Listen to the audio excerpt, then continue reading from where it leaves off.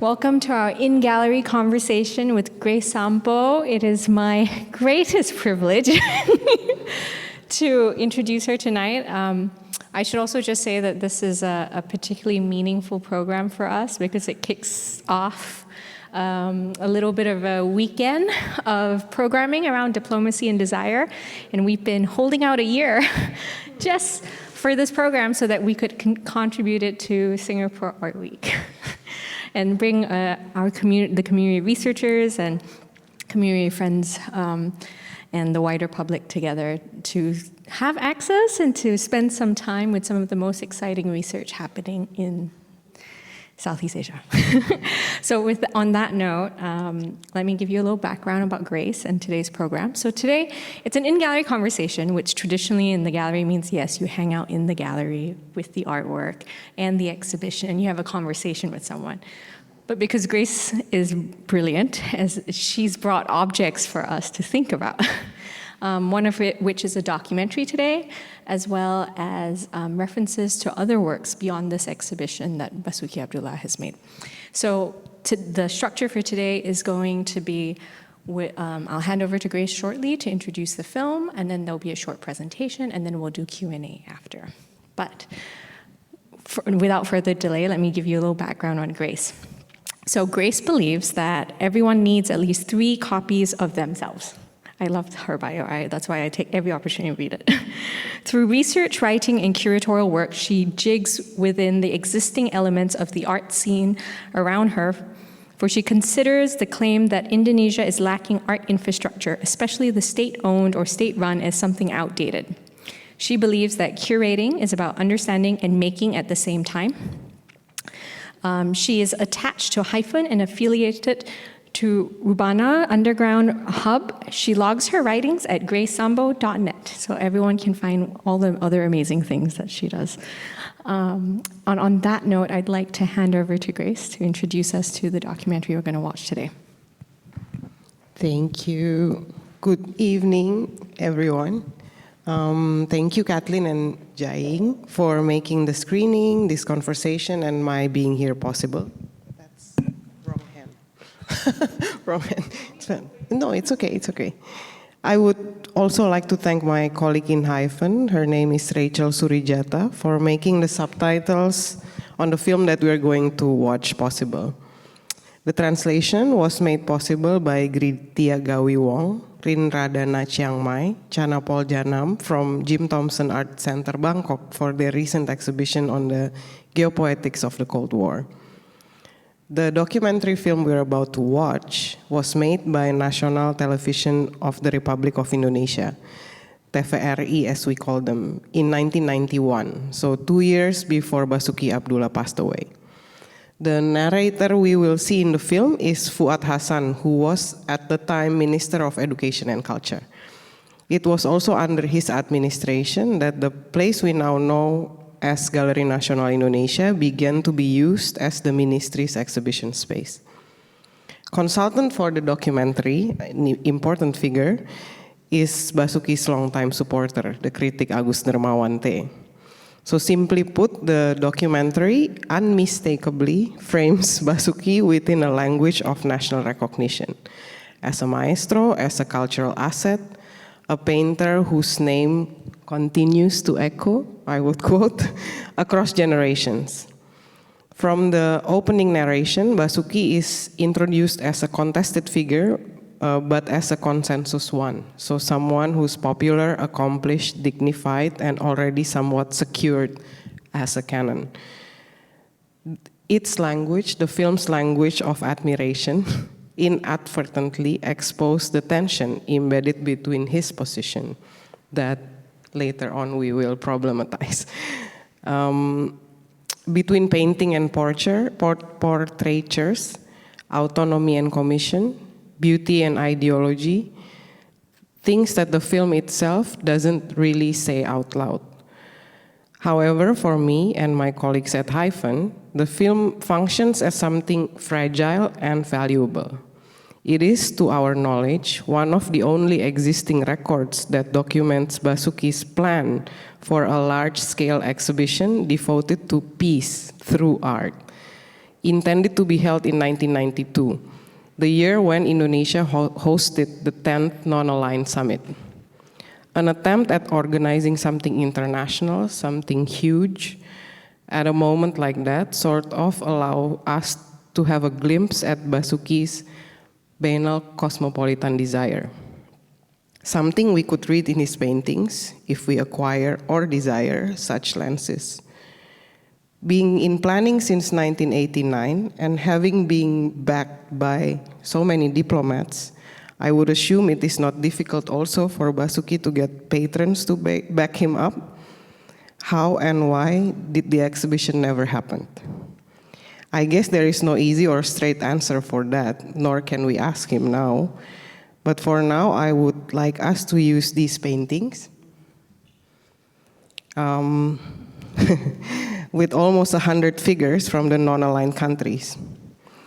If you want to think about the sizes, they are scaled into their existence. So this is their universe.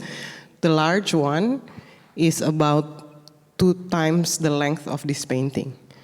So this painting is 4.5 meters. This is 7 meters. And it's 2 meters high. So yeah, you can imagine how large that is. And even if they are small, they are not really small. Yeah. Can you imagine how much time he would spend to make this? I mean, indeed, he is known for doing quick portraits, but these are almost 100 figures. So it's not to blame the paintings, but to think of the paintings as one of the reasons why the show didn't happen in 1992.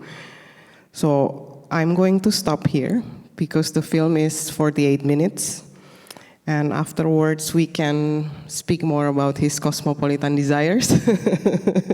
And yeah, especially through his self-proclaimed painting method, which is beautification.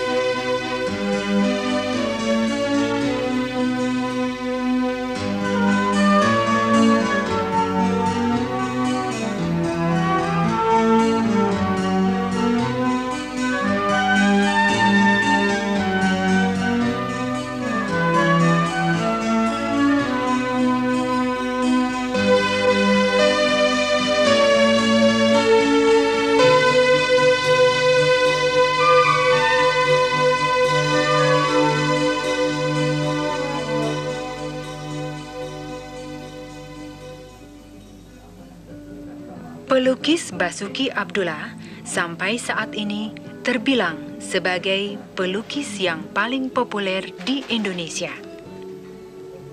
Namanya terus menggema sejak setengah abad yang lalu, dan karya-karyanya tak henti mengalir ke tengah masyarakat pencinta seni di mana saja. Dalam kehidupannya, Basoeki tampil dalam keanggunan dan sikap yang beda dari pelukis lainnya. Pembawaannya gagah, namun lembut bagai priai Jawa. Tutur katanya lepas dan senantiasa diperciki humor sebagai rakyat biasa. Basoeki Abdullah lewat lukisan-lukisannya yang realis dan naturalistis hadir di tengah masyarakat.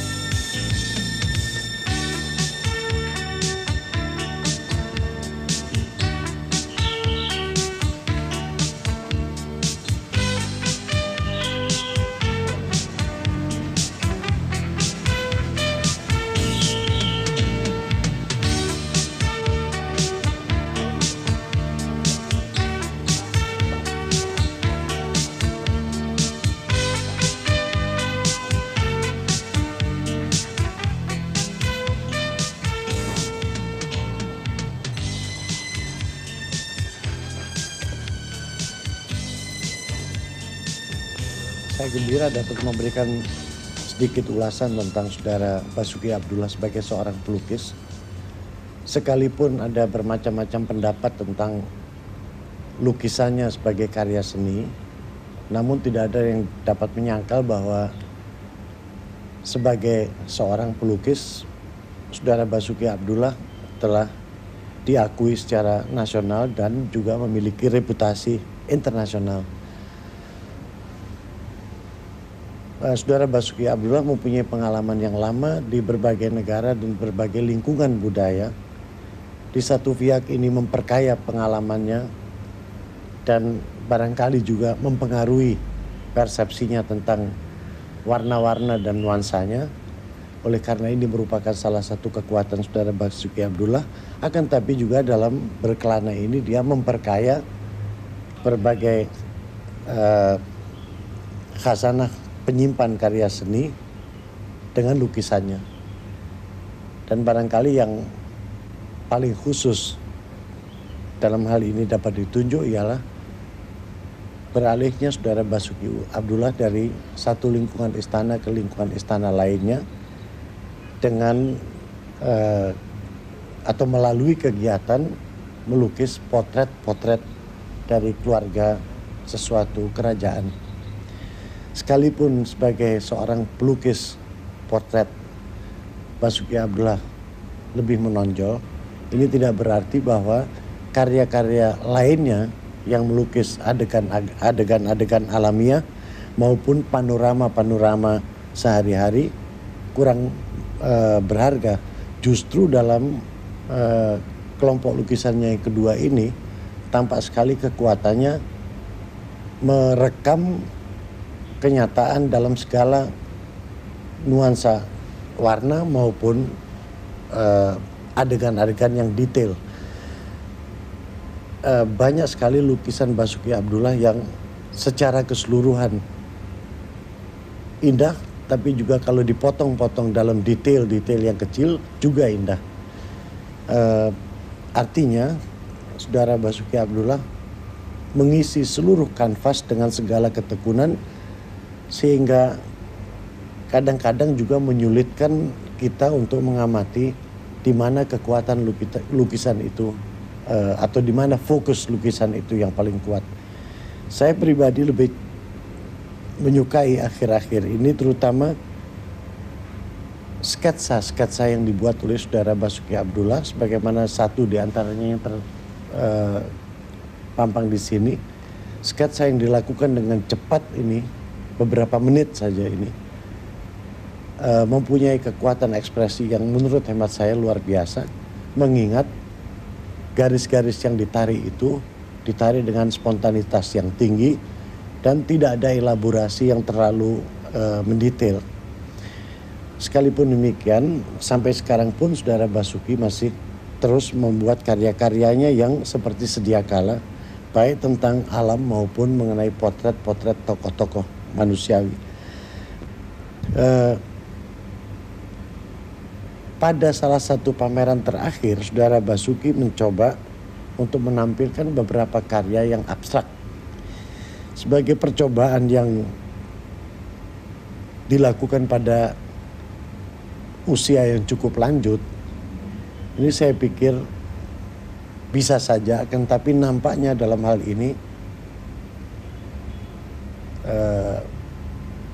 saudara Basoeki tidak sekuat kemampuannya menampilkan karya-karya seni lukis seperti yang sejatinya dia sukai dan sebagaimana sesungguhnya ia kuasai sejak dahulu sampai sekarang. Tidak mustahil tentunya bahwa karya-karya abstrak ini bisa dicoba dikembangkan selanjutnya, akan tapi saya cenderung untuk menilai karya-karyanya yang sebelumnya lebih khas Basoeki Abdullah dibandingkan dengan karya-karyanya yang akhir-akhir ini dicoba ke arah abstrak. Nah itu sebetulnya saya mau coba itu bisa menangkap jiwa saya apa tidak. Saya mau mencoba itu aja. Oleh karena serba di dunia penghidupan manusia itu serba percobaan.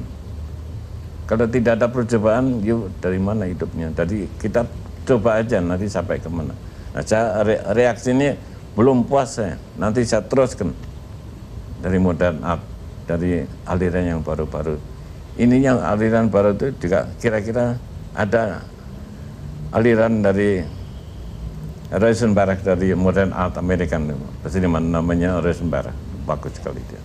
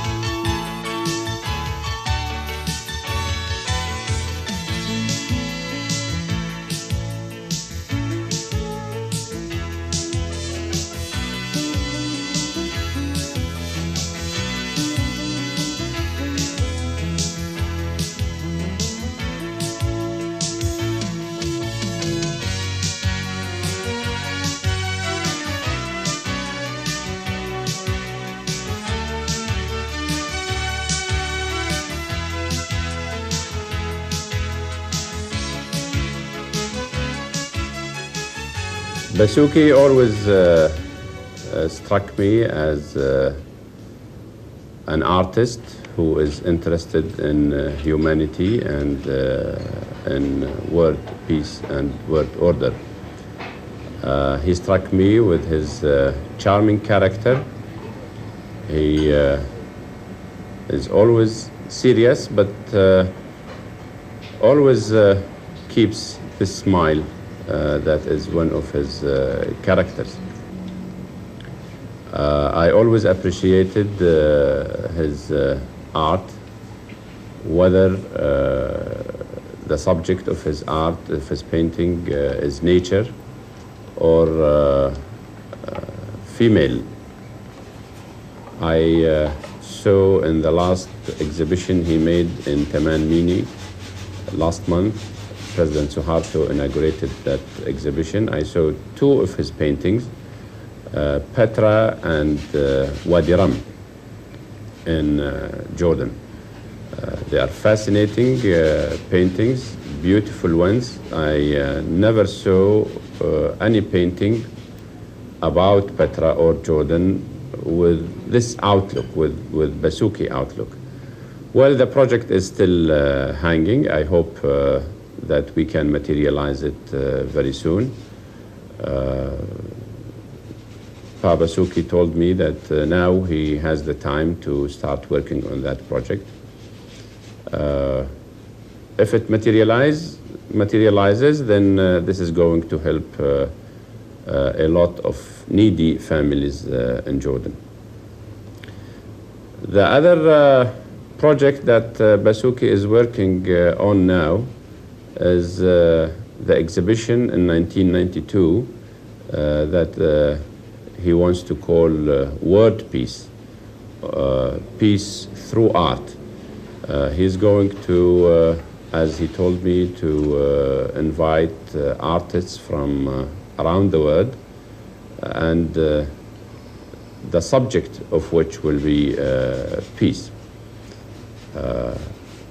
I know that this is a project that only Basoeki can do, and I hope that we can meet somewhere, somehow around the world when we achieve peace as Mr. Basoeki would like to. The word peace, not with a gunpoint. Itu word peace. Kita mesti seluruh dunia berjalan seperti apa? Pakai perdamaian dunia, tidak pakai senjata. Senjatanya kebudayaan. Itu saya mengajukan nanti di hari kemudian di Istana Bogor nanti jadinya seperti ini.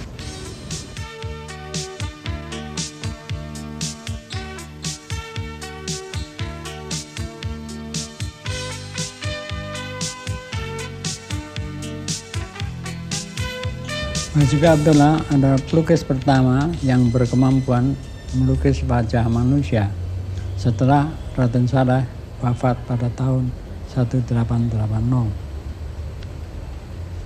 Kemudian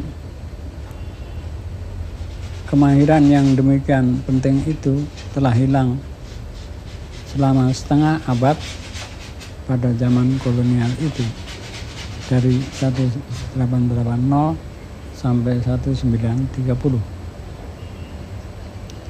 Naturalisme yang dipilihnya, yang ditolak oleh Basoeki karena sifat murni akademis, ternyata satu potensi yang sangat besar untuk dikembangkan ke berbagai isme, antara lain impresionisme, juga ekspresionisme dan surrealisme yang banyak menggunakan bentuk-bentuk naturalistis.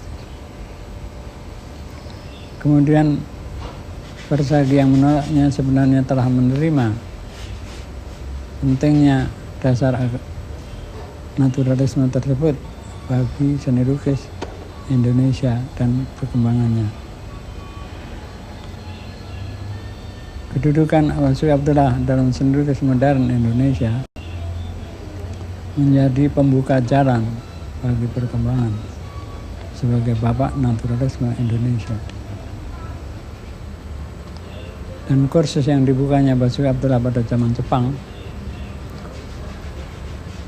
memberi kesadaran pada kami antara lain Jaini dan saya betapa pentingnya menguasai bentuk manusia dan seni lukis. Dan itu pula yang membawa kuatnya hasrat kita untuk mendirikan Akademi Seni Rupa di Indonesia.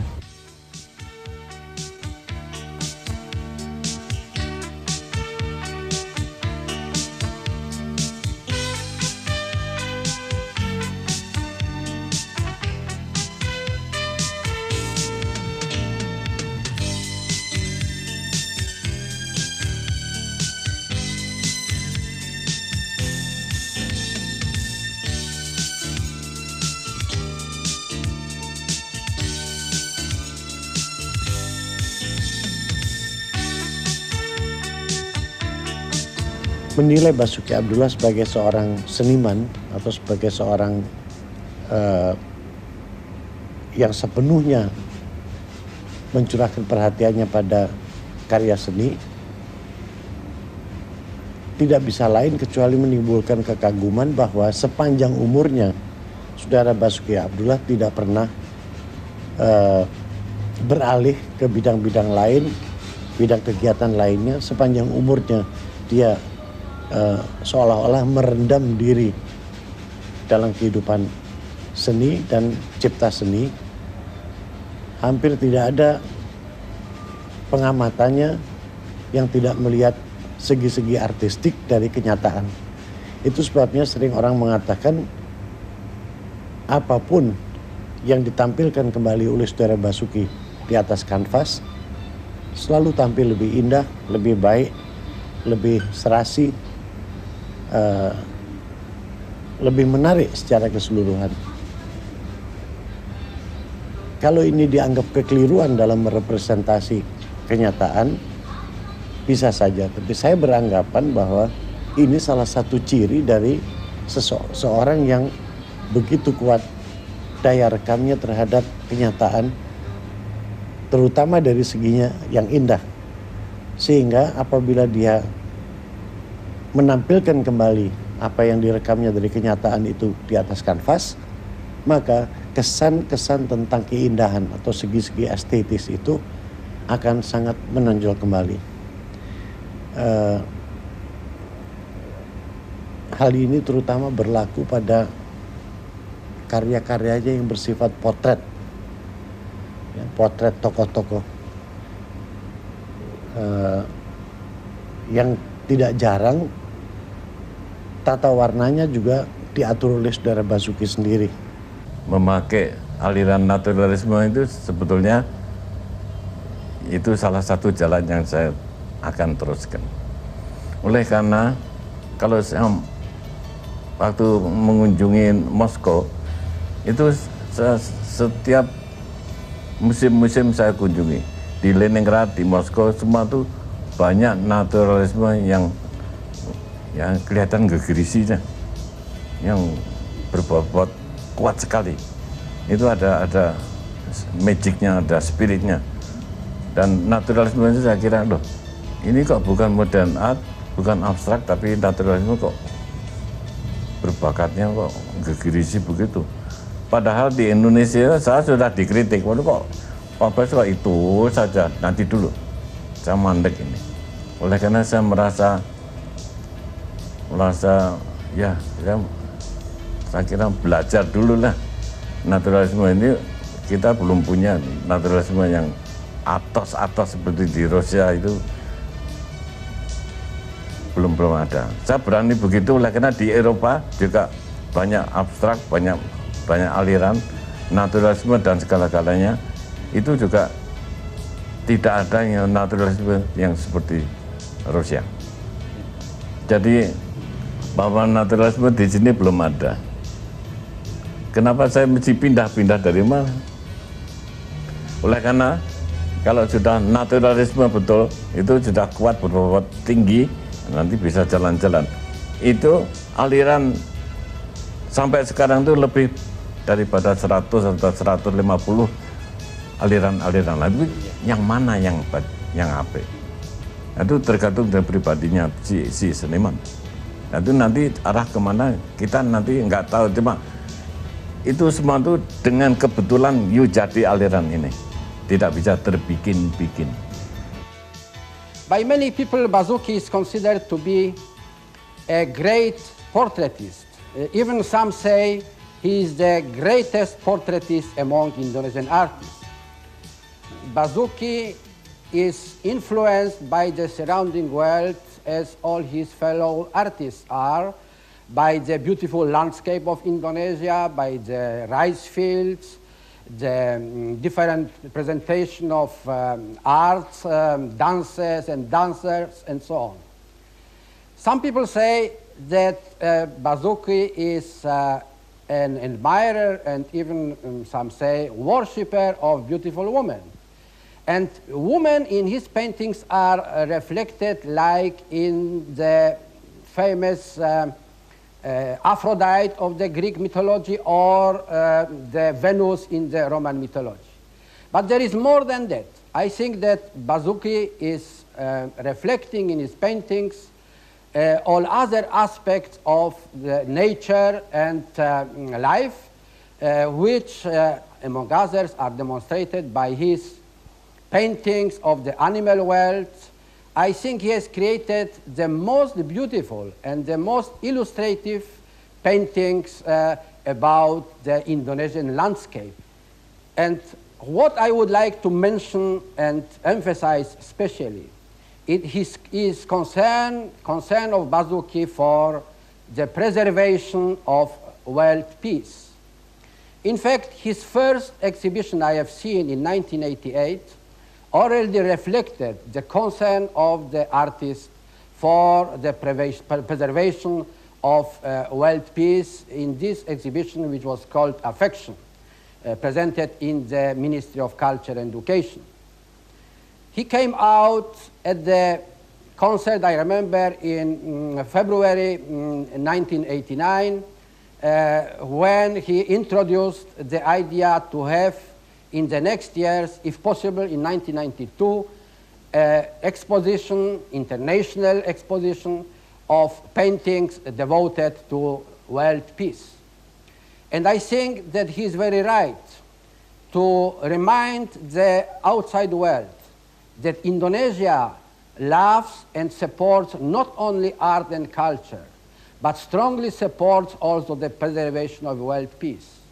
And I would wish him that many artists would support his idea and would participate in this exhibition. Saya kenal saudara Basoeki Abdullah sejak sebelum perang, kurang lebih tahun 1938. Waktu pertama kali dia kembali dari negeri Belanda. Basoeki Abdullah adalah salah satu atau satu-satunya naturalis yang konsisten terhadap seni rupa, seni lukis yang dia kuasai dengan baik sekali. Pada waktu pendudukan Jepang, dia ikut serta mendidik pelukis-pelukis muda di kantor besar pusat kebudayaan, di mana saya waktu itu menjadi salah satu pengelolanya. Dan dilanjutkan lagi hubungan kita memasuki zaman revolusi. Di sana seringkali kita bersama-sama menghadiri rapat raksasa yang waktu itu diadakan untuk menggelorakan semangat kemerdekaan. Dan waktu itu kebetulan nampaknya Basoeki Abdullah terbawa oleh semangat revolusi itu dan menyaksikan pula waktu Bung Karno mengadakan pidato di depan rapat raksasa, membuat satu lukisan yang lain daripada yang lain, karena lukisan itu adalah menurut saya pertama kali yang menganut aliran impresionistis. Misalnya lukisan yang ada di samping saya ini dilukis waktu tahun 45 yang sampai sekarang tetap saya pelihara dengan baik.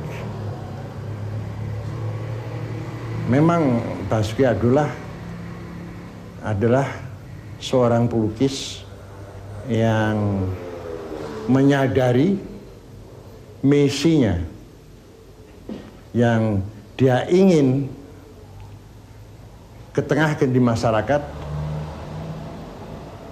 dengan berbagai pameran-pamerannya yang dia anggap adalah sumbangannya bagi pengisian kemerdekaan kita. Memang banyak kritik-kritik yang dilontarkan terhadap dirinya, bahwa dia seorang pelukis istana, pelukis yang menggambarkan apa yang indah-indah saja. Namun demikian, dia tidak ambil pusing. Dia jalan terus dan konsisten terhadap aliran yang dia anuti, aliran yang dia percaya bahwa itu adalah kekuatan dia untuk mengabdikan dirinya dalam pengembangan seni lukis di Indonesia. Saya ingat ketika istri saya dilukis oleh saudara Basoeki, dia memaksa minta agar istri saya pakai warna hijau. Warna hijaunya pun dipilih. Nah, apa alasannya tidak tahu, tapi menurut saudara Basoeki itulah yang pas untuk selanjutnya dilukis. Jangan-jangan hal yang sama berlaku untuk sejumlah lukisan portret lainnya, di mana saudara Basoeki ikut mengatur tata warna pakaian dan sebagainya. Oleh karena keseluruhannya ini nanti dianggap akan lebih menonjolkan keserasian estetis dari seluruh atau dari lukisan itu sebagai keseluruhan.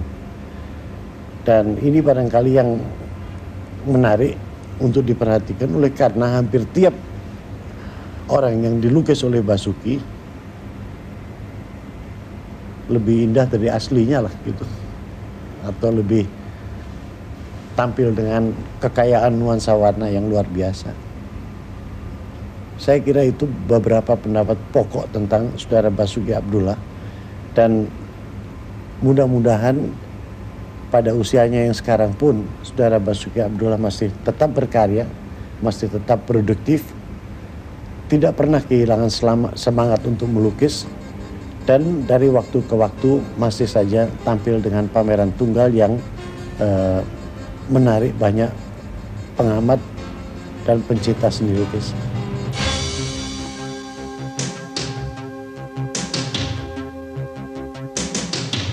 I want to extend my welcome from bottom of my heart to this idea of Basoeki Abdullah to organize one exhibition in wish that artists of the world support idea of the peace in the world.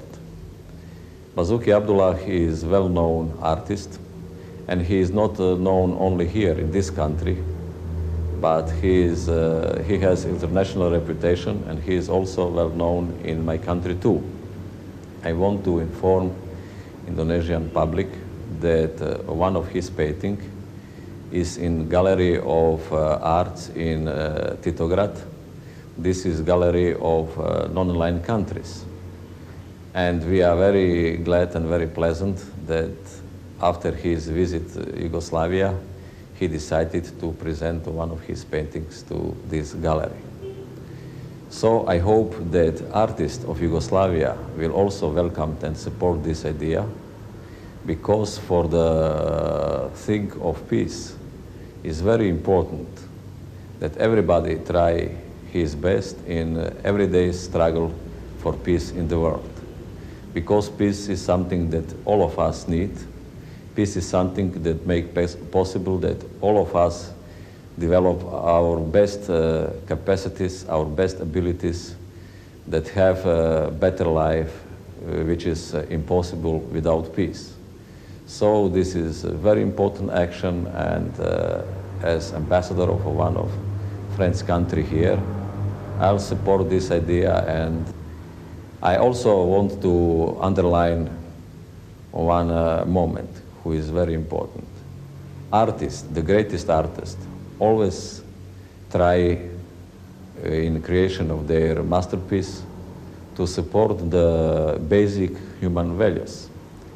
I want to remember on the greatest artist of 20th century, of Mr. Pablo Picasso, and his memories, and his famous painting Guernica, who is one of the greatest artist masterpiece ever made in efforts of one artist to express his opposition against war and his supporting idea of peace.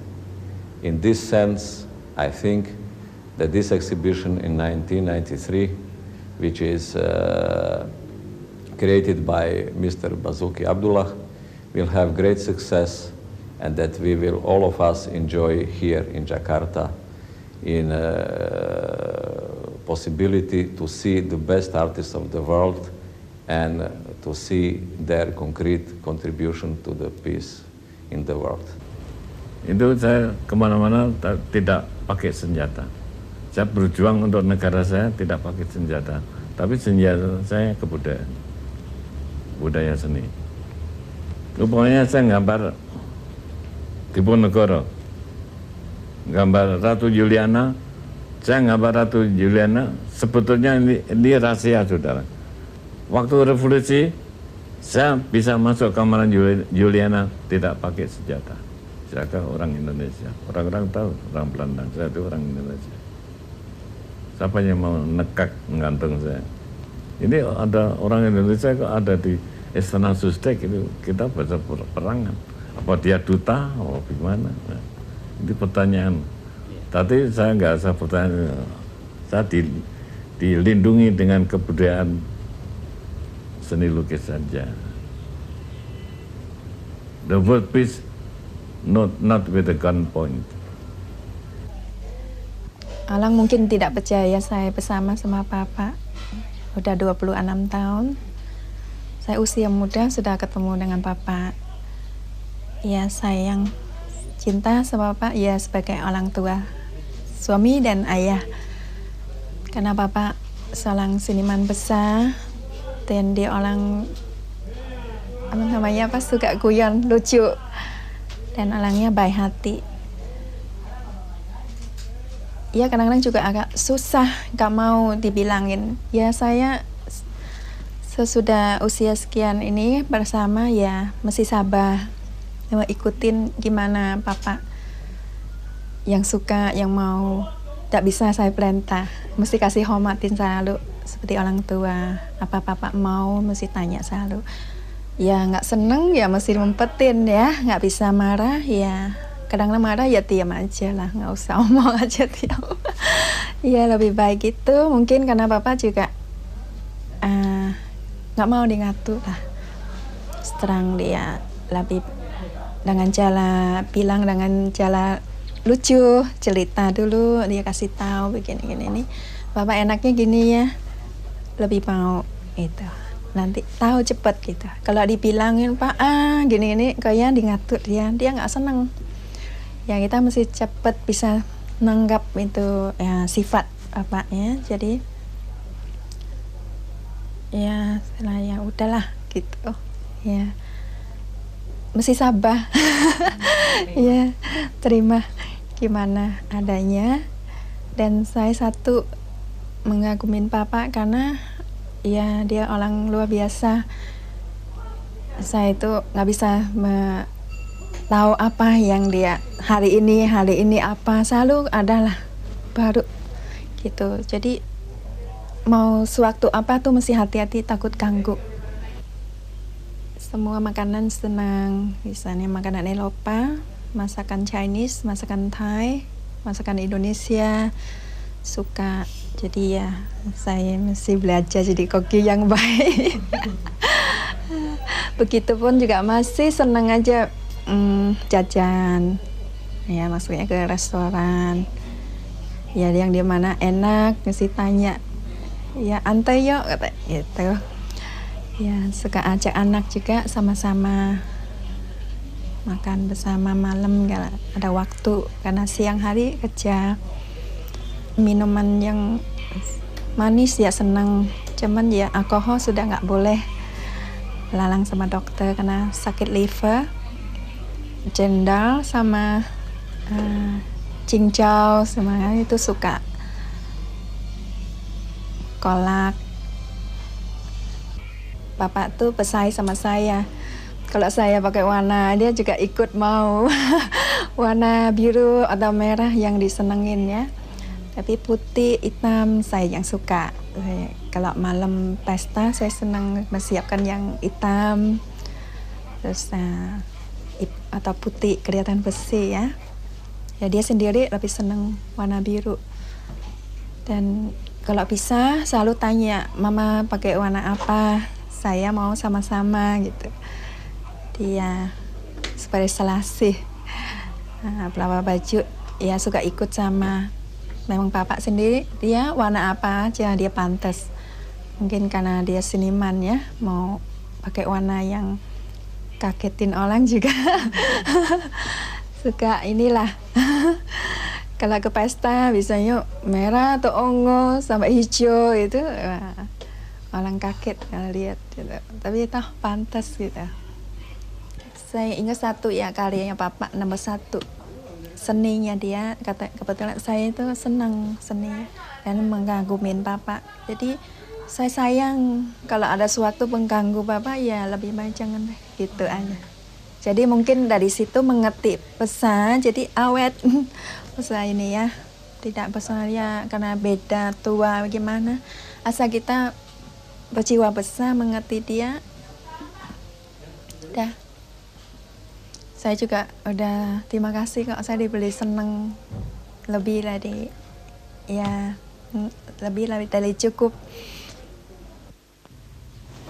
Kalau dalam kehidupan sehari-hari sih kadang-kadang nggak kerasa gitu loh kalau misalnya saya tuh punya seorang ayah yang dia tuh udah namanya udah kemana-mana ya. Terus dan saya tuh emang nggak nyangka kalau misalnya dia tuh punya suatu karya yang bagus sekali gitu di mata orang. Mungkin saya ngelihat setiap hari dia pulang ke rumah, tapi ya itu sebagai ayah saya ya yang paling baik buat saya. Tapi kalau saya datang ke kantor bapak saya, tuh saya ngagumin banget gitu loh lukisan-lukisannya. Nggak nyangka aja gitu loh, saya punya seorang ayah yang bisa ngelukis sebagus ini. Kalau menurut saya tuh ayah saya gimana ya, apa karena dia seniman atau enggak, tapi ayah saya tuh jarang marah orangnya. Jadi mungkin gak seperti bapak-bapak anak-anak yang lain gitu. Dia tuh jarang sekali marah, kecuali waktu saya masih kecil aja. Kalau sekarang sih paling ya sesuatu yang serius aja bisa dia bikin bercanda gitu loh. Dia tuh orangnya humoris. Dari saya kecil dia suka nanya gitu loh, apa kamu bisa ngelukis juga seperti saya katanya. Tapi saya jawab emang dari kecil saya udah coba-coba ngelukis emang nggak bisa gitu. Emang bakatnya nggak ke situ. Basoeki Abdullah sampai pada usianya yang ke-76 hadir sebagai tokoh yang nyaris menjadi legenda dalam dunia seni lukis Indonesia. 4 zaman telah dilaluinya.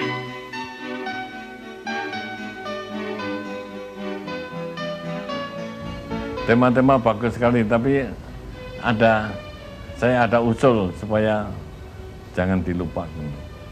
Jadi lebih baik lagi, lebih meriah, lebih berkembang kalau ada konsep-konsep pikiran-pikiran yang baru untuk di kemudian harinya. Jangan ini mandek dari ini saja aliran terus. Oleh karena kita sudah berbobot, anak-anak sudah mempunyai berbobot tinggi, itu kita digunakan. Ayo kita anak-anak, mumpung masih ada semangat, kita bikin musim nanti akan jadi sendiri. Kita berbobot tinggi, melukis aliran isi sekarang. Isi lukisan itu apa? Nah, isi lukisan itu ya di kemudian nanti kemudian hari itu kita mesti lihat dunia itu jadi apa. Kok perang terus, supaya kita bisa nangkep, supaya tidak perang bagaimana? Apa bisa gambar anak-anak saya? Silahkan, kalau ini temanya perdamaian dunia, setiap anak pelukis harus bisa gambar perdamaian dunia. Itu kalau begitu berarti anak-anak harus mempunyai damai dulu. Cinta, kasih, damai. Anda barusan bisa melukis.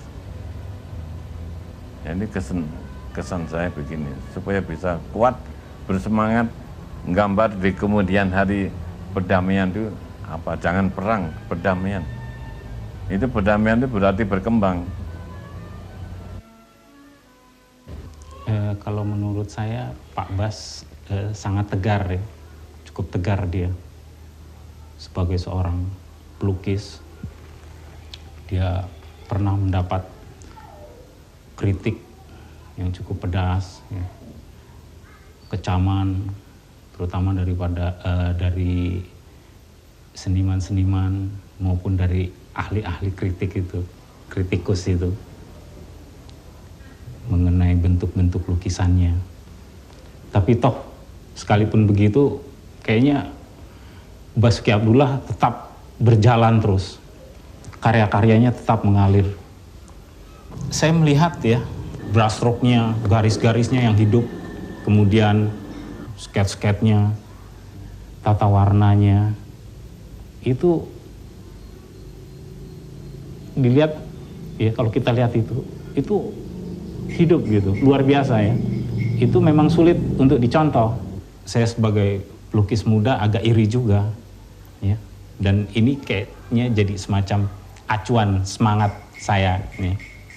Sekalipun ya sebetulnya tidak hanya Pak Bas ya dalam hal ini, dalam dunia seni lukis yang luar biasa, tapi Pak Bas untuk saya tuh sebagai salah satu tokoh gitu di samping pelukis-pelukis senior lainnya. Sampai pada tahun 1991 ini, Basoeki Abdullah sudah menciptakan tak kurang dari 4.000 lukisan, gambar, dan sketsa. Dan sampai kurun ini, ia telah lebih dari 50 kali pameran tunggal dan puluhan kali pameran bersama, baik di negeri sendiri maupun di mancanegara. Itulah Basoeki Abdullah.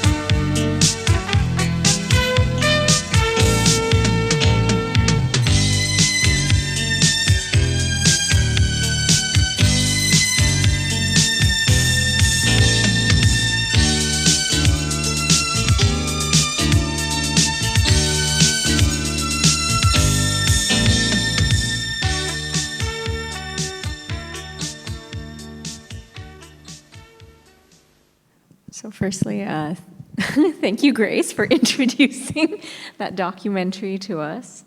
I just want to give the audience a little bit of orientation. We have a bit of a Q&A now, and we have about 30 minutes. I'm going to start by opening with a couple questions for Grace related to the documentary, but also related more broadly to your research around Basoeki Abdullah. And then I will open to the floor, because there are so many burning questions with that documentary.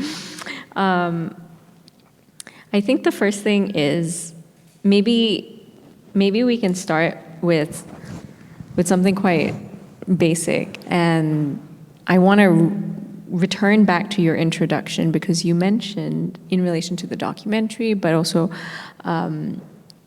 the research that you were doing into Basoeki Abdullah, you talked about the Jim Thompson exhibition. Yes, and so I had the privilege of seeing that, and that's actually where our conversation started. And in that exhibition, what you had done was actually looked into Basoeki's ties within Bangkok, and there were artworks and so forth. So I was wondering whether you could tell us a little bit about where your research has taken you with Basoeki Abdullah, because they've been very country focused, as well as obviously towards his large non-aligned painting of 100 different people, which we'll unpack shortly. Okay, this is also a good start for me. I really have to say I'm not a Basoeki expert. I'm not a Basoeki expert, but he is an interesting problem that you encounter, especially when you talk about the region. Whether you like the framing of the region or not, he is repeatedly present. So in the last lines, somewhat his CV, I assume, copied directly from his working table. One instance surprised me. It's a show that I didn't know prior to watching the documentary. It's his solo show in Brunei. And you said that was when he gained the popular... Well, I assume that's actually... I remember reading something, but don't hold me to this, but maybe we can ask by you. But I recall that that when Brunei joined ASEAN, he did a portrait, and that was an important moment. And in relation to that portrait, he got a nickname of some kind, like a 10-minute man or something, where he could do a portrait so quickly. It was something along that lines that was super fast. So my comment to you was, well, I assume most likely that when that state portrait was done, that's also when the solo happened, just because there's been, throughout his career, different moments where that seems like a strategy, in a sense. Yeah. I mean, even Fuad Hassan, the authoritative voice we hear in the film, that was never introduced in the film. He is the Minister of Education and Culture. I guess that's why the filmmakers sort of assumed everyone knew their boss. Yeah, so he was never introduced. But he also mentioned something like, he did this sketch in 5 minutes or something, no? And you hear this repeatedly in different sources about him written or told, yeah. Okay. To the question. Yes. So not a Basoeki expert, but keeps encountering him in different sort of turns of wherever, or a lot of things that not only me, but also people around me are looking at.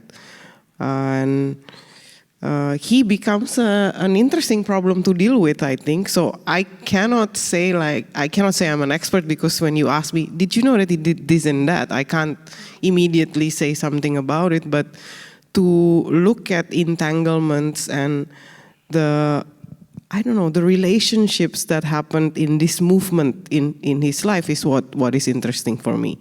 Because a lot of the things that you hear about his Bangkok period, you never see. Because they are all in, not only that they are private, but in their context, private is palace, which means is the central power. So you don't see these things. The things that we were showing earlier last year in Jim Thompson were private collection, but not palace related. So it's and something that you slowly uncover, I feel. I think you're pointing to something actually fascinating for me about him as an artistic figure, but also one that's come out in the documentary, where he talks about how he has this privilege of going into Queen Juliana's, and in that sense and then he asks the question, right? Am I a diplomat, or what am I then, right? And for me, that's a particularly poignant moment in the documentary, especially in what you're surfacing, because of course, he was a court painter to King Bhumibong's court, and essentially was there 1960 to 1974. This is quite an extended period. And when he passes, King Bhumibong also says, I remember it was in newspaper accounts, that if it were not for Basoeki Abdullah, I would not have invested in the ASEAN Cultural Awards. And, so this sense of attribution to an artist, that this artist directly contributes to geopolitics in a way, or regional formation in a way, is fascinating, because you have it from the source of power, a king, right? A statesman. But you also have the artist talking about it, being like, oh, I can also, art gives me certain types of agencies. I can enter into Queen Juliana's chambers. That's literally what he was saying in the film, no? Yeah. And if you think about the timeline, it is a really interesting timeline. You can see it also in his shows, that it was 47 and 48, which was the Dutch military aggression to Indonesia. So he does live an interesting sort of life. He does, and I think, okay, so this is where I'm getting to my question for you, because I think you're bringing up something here about your research that I find fascinating, and I want to pick more at the show at Jim Thompson, especially now that you've revealed, in a sense, that a lot of the works came from private collections. There is this question of how much with art, and as an artist, he moved within private and public spheres. And so this question of the artist as diplomat, right? And where he says, okay, no one's asked, right? But also, there's a strong ideology here about peace, right? He keeps going on about peacemaking and struggle to reestablish democracy and the right of the people. In one of the interviews, he mentioned it's a type of celebration of the peace that ASEAN brought. By the way, the painting behind us celebrates the formation of ASEAN. The 5 pearls represent the founding nations. So we're quite aptly sat in front of this. My question to you then is, is he also fascinated, is he also, in your research when you were looking in Thailand, but also when you were uncovering documentaries, this relationship with the state is a very playful one. And I wonder if you want to comment more about that, or number one, but number two, I really want to bring to this table something that you brought up about private collections, private spaces of power, the private spaces of the elite that that the artist transverses into and can sort of influence power. I wonder how does this sit for you? Because on one hand, he's a national figure. On another, he's chummy with friends in elite circles. How does this sit in relation to the art practice for you? I wrote a sort of a small presentation to which I think can slowly go towards that direction. But maybe first response is, I don't know, we need to look more into these relationships and find more meyakinkan tuh convincing proofs, not just of photographs or stories, like notes that were written from the time, like diary entries or something like that would probably convince me more. Because, there was a solo show of his done posthumously that I'm going to talk about, but it's even called Fact and Fiction. So this borderline is unclear in his case, and maybe people like to keep it that way to keep the status quo. Like that painting, for example, at the now situation, I can't imagine it being exhibited in Indonesia. just because of who he is, it didn't matter it's bad or good or who owns it now and all that. Now, if we show it, it needs to be amongst other figures from the time. But if we show it with a different narrative, then it is a problem, you know. So he is also interesting in this slide, I feel like this power play that changes all throughout the time, I think. But let me read this because I think it will end with that. I hope it will end with that.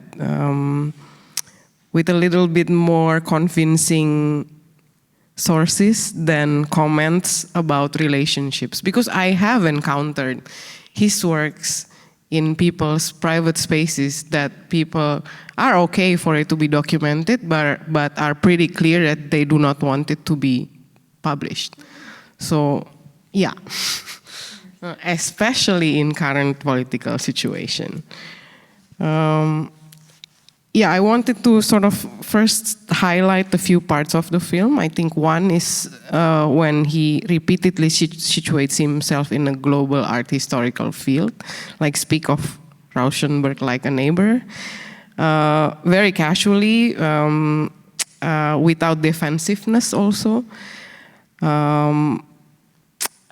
But in that we also see his selectiveness. I don't think it's the editor. I think it is his selectiveness, what is he saying, that in a way you can sort of picture his position when this film was made, because this was 91, he was already 70 years old. He's been through a lot. He also said something like, when I go to Russia, I see naturalism that is very strong. There is spirit, there is magic. In Indonesia, we don't yet have naturalism that strong. But in that saying, I don't see it as a sort of a nationalist lament. I think we can read it as a global comparative method. I'm slowly trying to go back to why I say he has cosmopolitan desires. He looks outward in order to justify staying, because with what I assume as his endless options, he did choose to go back to Indonesia. And very consciously, he wrote a will for the government to take care of his cultural assets, of his works, of his studio in which the works were made, the films were shot, which is now a place we call Museum Basoeki Abdullah, under the care of the Ministry of Culture. And this has happened since his passing. And finally, there was this desire on holding international exhibition, World Peace without gunpoint, as he puts it, something that remains relevant to us now. I cannot, however, imagine artists today who would say, I can go into someone's chambers or rooms very lightly like he would, and actually would be in the country at the year your own country was at war with it. And the fact that all the ambassadors we see in the film, they are from Jordan, Poland, and Czech, they're familiar and supportive of this exhibition idea, so of this cosmopolitan desire. It is a term that I took on from Sunardi essay in Basoeki Abdullah's posthumous solo exhibition in Galeri Nasional in 2009. Facts and fiction. See, it's really fascinating. So when Sunardi wrote about Basoeki, he does not begin by asking whether Basoeki is progressive or conservative, critical or decorative. He begins somewhere else completely, like with Basoeki's own insistence that what he makes are lukisan, paintings, not portraits. I think that will guide us into interesting places, that it's paintings, they're paintings, not portraits. This is not a small claim, I feel, because a portrait is accountable to likeness, to psychology, to the social identity of the subject, but a painting is not. A painting answers first to itself, and to composition, to gesture, to color, to atmosphere. And by taking this distinction seriously, I think Sunardi gave us a way to look into Basoeki without immediately reducing his work to the politics of representation.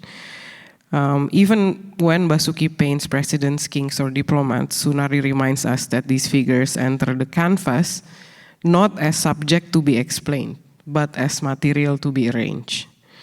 Sunardi calls it dramatisasi or dramatization. And his dramatization operates in this way.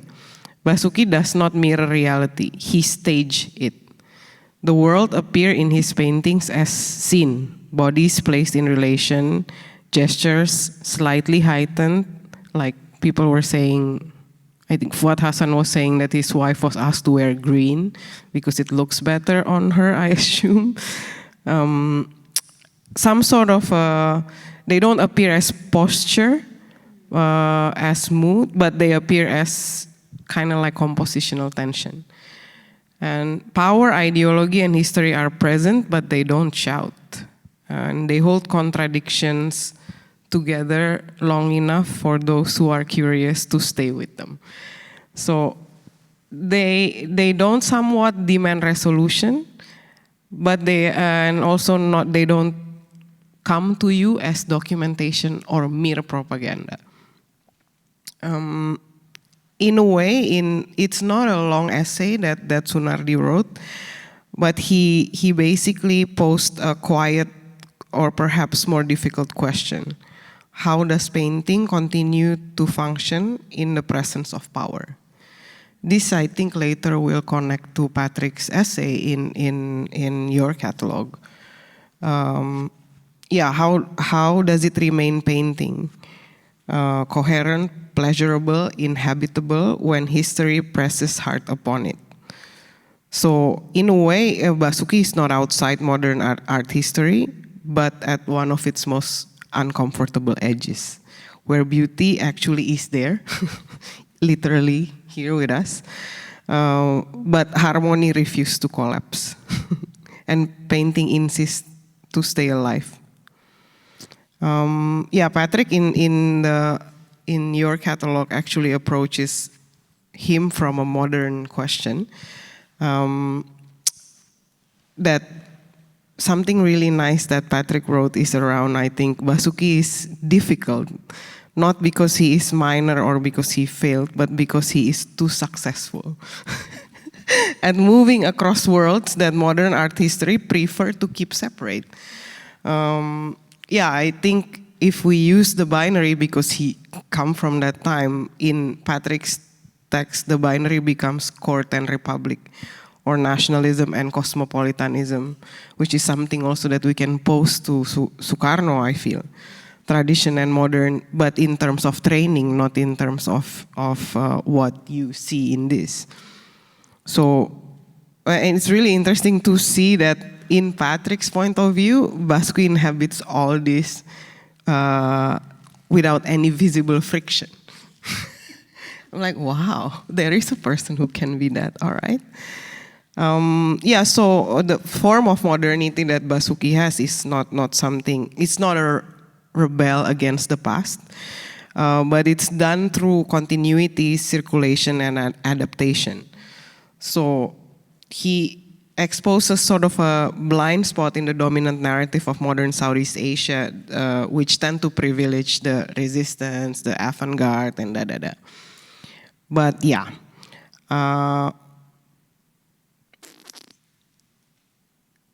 I think from there we can go to your essay, because it then brings us closer to sort of circulation and reception of Basoeki's work, which some of your questions comes from, right? Like the private, the public. Because your reading focused where Basoeki paintings live, which is in private collections, diplomatic interiors, and sometimes also in diplomatic interiors, but in a private room, you're not allowed to see it. It's lent to some other family, so people don't see it now, or stuff like that. There is, I think, a really longer story on this for later on. But this, your take on it, I think, treats it as, it's not a liability, but it's somewhat his power. That in these kind of spaces, there are atmospheres, there are affirmation of relationships, and there are smooth encounters between individuals, institutions, and nations. I think when we see them where they are at and where these paintings have been, then we can go back to what Sunardi calls as staging it. Then we can see, she didn't really have that kain, that jarik, but she had to loan it from somewhere. These kind of things you can see the stagings after you recognize the provenance of the work, I feel. Yeah, where was I? Maybe I've been too long. We can also just stop. Oh, no. Your thoughts on this are actually very beautiful and succinct in a way, because I didn't realize you were going to respond to our essay. But okay, I can't just get here on my own. I mean, someone else have thought about things. I was just being, I'm not rebel. I was just being naughty about, hey, there is this exhibition. I wanted to go there towards the end, but if I'm too long, but maybe we can just maybe talk some more. No, please. Okay, so first, if you don't mind, I'll just take a moment to respond a bit, because I think this idea of staging is so important and is I feel a recuperative term a little bit, because I think when we focus just on the object and we don't go into the social art histories, we sometimes don't realize the type of world building that art actually has. And I think that, yes, he staged his paintings, he staged his sitters, but he also staged the circulation of his work. And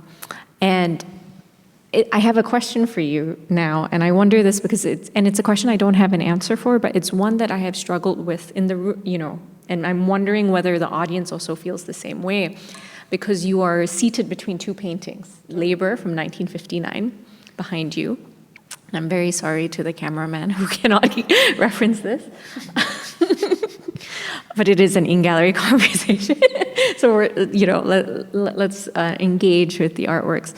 And the 1981, short form mermaid painting, Struggle for the Reestablishment of Democracy and the Right of the People, which he said wasn't a title he gave to this work, right? So, and I've wondered, in looking at these two gifts to Singapore, which I think is interesting that an artist would give paintings to a state. There's this type of staging there as well, and so that's the circulation. And I think about the genealogy of the work, of the world order he comes out of, right? Where the sort of first thing is, it's a moment of revolution. I have access to Queen Juliana's bedroom, but I'm also painting her, right? And this is a world of imperial power on some level, monarchs and so forth. By the time you get to 1981, this is the world of Takeshimaya, right? Yes. Isetan, who hosted this, who sponsored the exhibition that this painting was first shown in at the Hilton in a hotel, right? You have these transitions, and I wonder whether thinking about him as an artist and a modern artist between a transitioning world order is productive. And I'm just throwing this, it's something that I haven't been able to reconcile, because this is where his smoothness maybe comes up, because he's evolving with the time, in a sense, and the language of power and the networks of power. But I wonder what that means when we write him into national or regional histories, right? Because this is a very different moment from that moment. Because that moment quotes a romantic painting. It's literally John Martin's The Fall of Babylon, which is quite funny. Yeah, I think maybe I've only been sort of thinking of his portraits, but not necessarily. These are not portraits, right? You need a different way to look at them. There is another category of his paintings that you can see in this catalog. It's a category built by Mika Susanto. So there are portraits, and another category is human figures. I wonder why it's different, but you can imagine what he's calling human figures, right? Like figures that probably is not famous, but they are not nameless in a way. But so I think I sort of have been circulating around this. So when you say gift, it makes me think of things differently. Like these portraits that he make of all these figures, yes, they can be gift, but at the first place, it was about the gesture of either painting it in front of it or it is commissioned as gift. So they are really different to these as gifts. These are his paintings, that is then gift. So that becomes the stage. But if we want to use this Sunardi term, but in portraits, it's before the act of painting is when he chooses, no? I think there's that. I don't have the answer to that for sure, but I'm just thinking that there is a different setting around the portraits and these, yeah.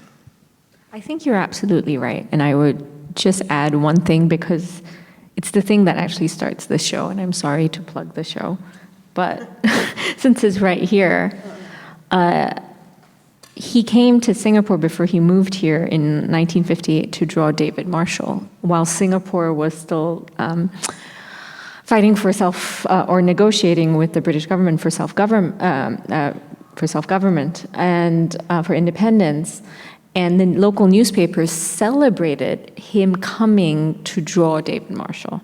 So the type of choosing that you're saying, the choosing of the portrait is also an interesting staging that I was surprised for myself to think that the moment itself of representation, the choice to represent someone, became a media event in the 50s. Because maybe in a way we live now, not to lessen time, but like, you know, we take photos, we make portraits all the time with social media. That the idea that a portrait is newsworthy is also something to point. So I just wanted to add that to the mix. And I think you're right. The portrait is staged from the decision of the choice of the person to portray, as well as, well, you have to wear green. You know, these two. I wonder whether, I mean, we can go into this a little deeper, but I before we do, I just want to open to the floor because I wonder if there's any questions from the audience for Grace. Oh, sorry, Roger.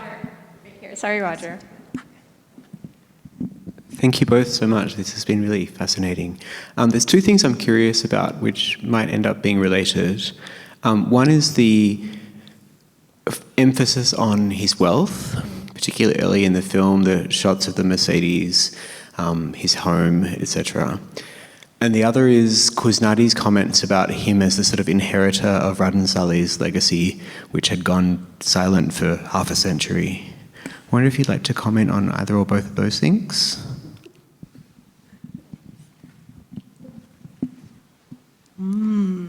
I don't know, Bayu, you have comment about those things? I don't believe it was silent for 30 years, as Kusnadi puts it. It's just a common understanding of what is modern art, I feel. I mean, yeah. That's my quick answer to it. I'm sure there are people elsewhere that I also don't know doing something, but they are not exhibited or circulate in places in which they would, at the time, Kusnadi call art. But now maybe we can easily find them. I mean, there are some that I can think of, but yeah. Do we have another? Oh, Bai, you're right here. Sorry. So, hello, Roger. I'm Bayu. So I think Kusnadi was wrong because he always wrote like that. Like after Raden Saleh, there were no more artists between Raden Saleh and Sujoyono, let's say. So, but I think in the same generation, Basoeki and Sujoyono, right?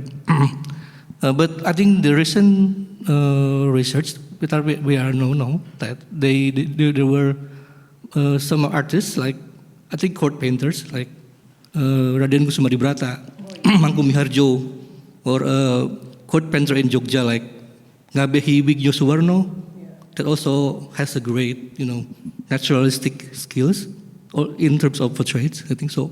So I think that's the point. I think Kusnadi in this case was wrong. I think so, and he always repeated this this writings or this opinion in some of his writing. I think in our national history also in the Red Book. So he also wrote that after Dan Saleh there's a void, like 40 or 50 years of void. So there were no artists from local. But yeah, I think we are know now that it was wrong. So that's maybe the point. Maybe to say that. And maybe I can thank you in defense.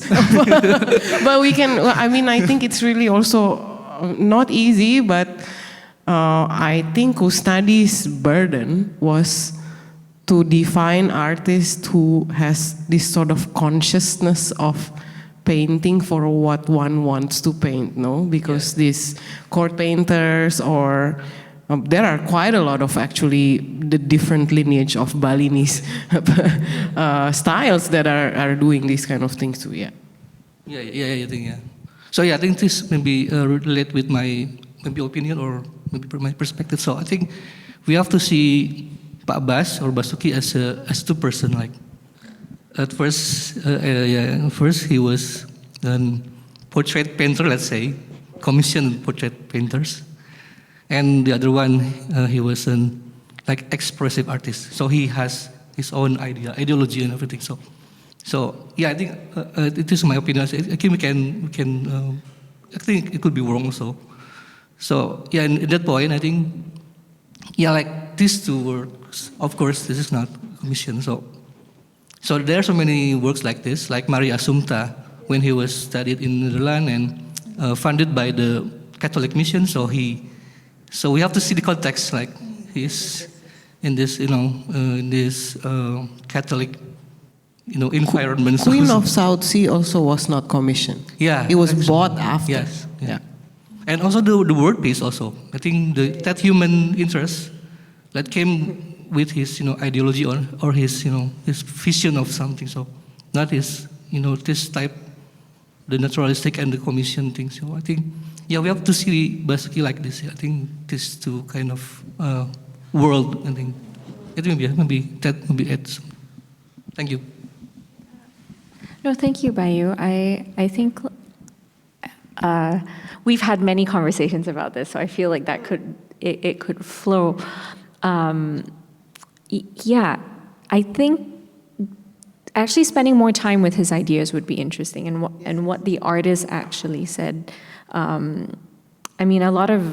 Obviously my access is a lot through the community and secondary sources, but I am curious how widely his ideas are known. So the sort of thing about female form as sort of the closest thing to the divine. I mean, we can talk about that in relation to romantic ideas, but he also said that in relation to the critiques he got with being called making art of lust, that one of the oldest art historical forms is the nude. And a society that can't manage the nude is not a modern society. I can't remember the source, but he did say something to that extent. And one of the things that struck me as looking at his paintings, I would say, as an outsider to the national narrative, right, was how art historical I felt they were. So Labor Behind is a direct quotation in composition of a John Martin painting called related to the fall of Babylon, and would have been maybe seen as a print. Maybe he encountered it more likely as a print than actually seeing the original painting. So I always thought it was quite interesting in that sense that his works were very literate in that sense, art historic, like quotational, and some of those ideas come out. And I don't know if this is something that is discussed much or is engaged. No, he's a very famous one, but there is actually almost zero discourse on him. This is also the other problem, I feel like. I can go back to where I wanted to end actually from here. I think I wanted to end with the term beautification. It is a really interesting term because it's repeatedly used, even when he was alive. It's not something, I have not found anything that leads it back to him, but he never denied it. Other words, terms, or criticism, he responds in different times. But this term, beautification, that he never said yes, but also never said no to it. So I somehow found comfort in that term, because I like staging what Sunardi said, but it feels more like a reading of his practice. And this beautification, which is actually maybe not even a word, fits more, I feel, to what he's doing. And with that, maybe it can work with at least both of the types of works, or maybe even more. I've not seen his abstracts, for example. But yeah, I like beautification because he never says no to it, and I would like to think of it as something that he doesn't have the reason to disagree. Yeah.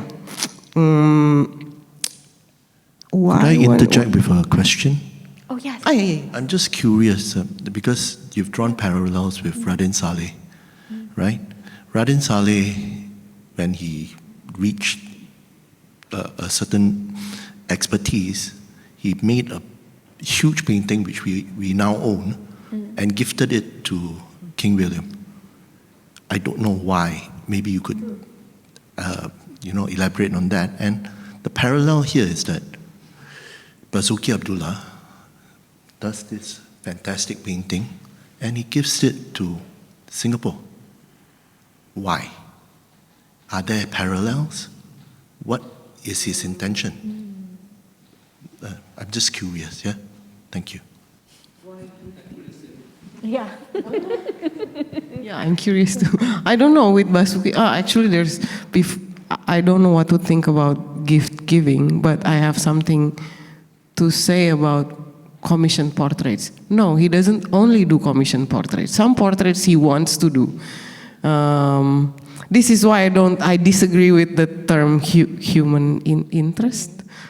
Human interest of like portraits that are not famous figures or important figures. They're ones that he wants to make. Like so many other things that you don't see in public are portraits. Because I know a number of cases that he wants to paint these people, not that they can afford him or want to be, staged by him. If we consider that as gifts, then maybe that is something I can comment to, because the gift to states, it's too far from me to think about. But this gesture of wanting to paint someone and giving it to this someone instead of keeping it, selling it, or whatever, which is also an option, I feel is expression of closeness or maybe even distant. But it's also interesting because he gave portraits of other people to other people. Like, yeah, so that's also another dynamic. Yeah. Like, I paint Guy and give it to you, no? Yes.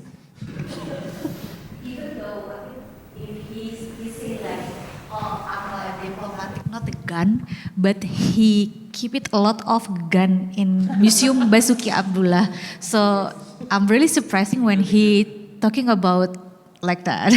So yeah.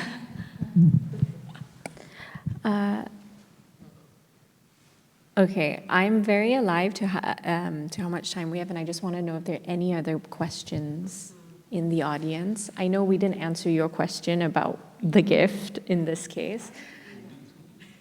I can't answer that with historical evidence for you, but... But can we think of the exhibition, the unrealized exhibition as a form of gift? Yeah. Like, if we think of the unrealized Make Peace Not War exhibition as a form of gift, because if it's something that he organizes, he talks to the sponsors and all that, no one made him do that. He wanted to do it, so maybe we can think of it as a gift. Then, yeah, a gift, a way to materialize his vision, something he believes and all that. And there is a way to also think about it as beautification. I feel that, I mean, we can argue 10,000 ways to say that art doesn't solve war for sure, but the need to do this, and this was, as we heard in the film, planned in since at least 1989 and to be executed in 1992. This is a very conscious gesture, I feel, because you know that the non-aligned summit would be in Jakarta by 1992. And this documentary, where everyone sounded convinced that the show will happen, was made in 91. So it seems like the planning took quite some time. And that would be the interesting, I think, entry point to sort of think of this gift-giving acts. Like, where is his politics, and does it change through time? And there must be more people that he talked to, not only the ones that we see in the film about this exhibition in 92. So that is maybe a nice ending, to think of it as a beautification that extends the canvas but failed. I would, if you would allow me, I want to make one complication in that. Only because it's something that has been troubling both of us earlier during the documentation, because we were watching the documentary, which was why Picasso and Rauschenberg. Rauschenberg has Rocky in 1990 in Malaysia, the only time that Rocky is shown, and that's his world peace exhibition, of building world peace through a traveling exhibition. He might have heard, I mean, it has parallels also that both were achieving. So why is it in 1991 he's talking about Rauschenberg all of a sudden? I wonder whether it's this post Cold War moment where there is a type of agency and discourse around peace that is coming up and trying to make sense of what, coming out of the Cold War, what that world order was. So I would just add that as a point, and also because Rauschenberg had thought about that as a gift, and so a kind of gift to the world situation. And he did also give paintings to museums in specific countries. He did do this as a peace effort. So there was a strategy in the late 80s, 90s that was media related in that sense. So it's also then interesting if maybe he saw that. We don't know, right? It's speculation. But then it would make his cosmopolitan desires a kind of parallel, not to privilege an American artist moving through the region, but because he brings it up in the documentary so weirdly, exceptionally. But I want to, sorry. Yeah, and also because he tried to paint in that way. So no. Last question, if anyone has a burning one. No? Okay, then Grace, is there anything else you want to share from what you prepared for today? No, it's good. We can end with beautification. Yeah, I was going to say thank you so much for introducing that term beautification. I think we don't spend enough time talking about beauty.